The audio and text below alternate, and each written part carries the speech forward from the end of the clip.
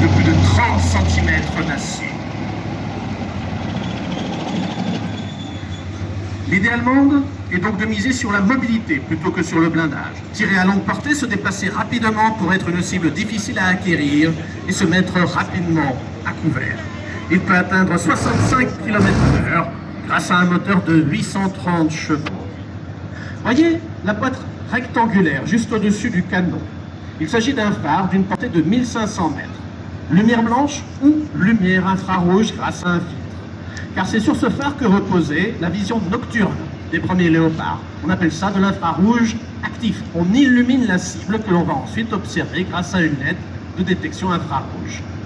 Cependant, le musée a là un léopard amélioré et une partie de ces améliorations sont directement visibles sur la tourelle.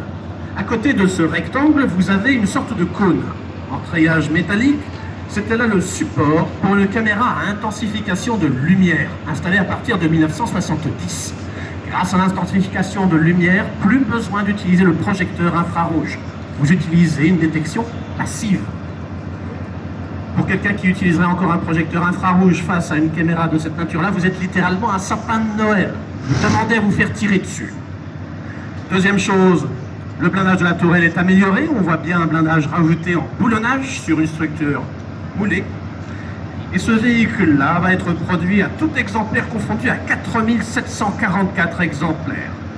15 pays l'ont adopté.